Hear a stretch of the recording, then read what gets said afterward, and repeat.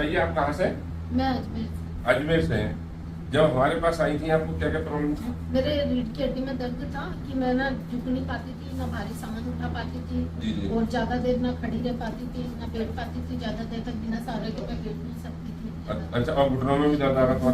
घुटनों में दर्द आया था बहुत जबरदस्त?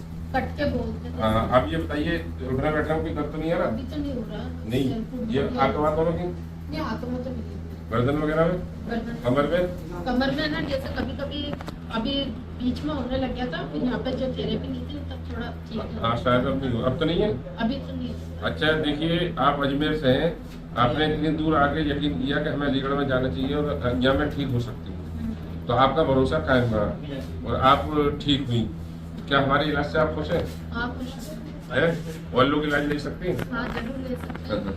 और थोड़ा सा ये बता दूं मैं, कुछ लोग यहाँ पे आके भड़काने लगे कि वो फलाने चीज फलाना अच्छा है, ये अच्छा है, ऐसा है। कुछ एक दो बच्चे ने मतलब क्या नाम है, अब जानकारी तो कुछ है नहीं, अब लेके बैठ जाती है मतलब क्या नाम है, मतलब क्या नाम है, हाँ ठीक कर सके।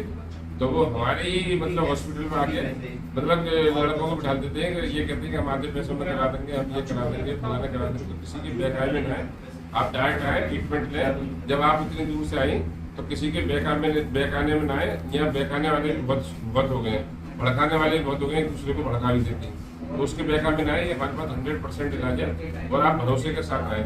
ऐसे ही है ना, और ठीक हो जाती है। कुछ लोग ऐसा होता है भड़काने में, बाहर भड़का देंगे फिर अंदर भड़का देगा, ये होता है अक्सर कि किसी को इलाज पसंद है, किसी को नहीं। जिसे नहीं पसंद है वो एक दूसरे को बता देता है कि अरे आप नहीं सही हो पाएंगे यार, आप दूसरी जगह चले जाओ। ट्रीटमेंट लो तो विश्वास के साथ। हाँ, अच्छा इलाज है। आप खुश हैं?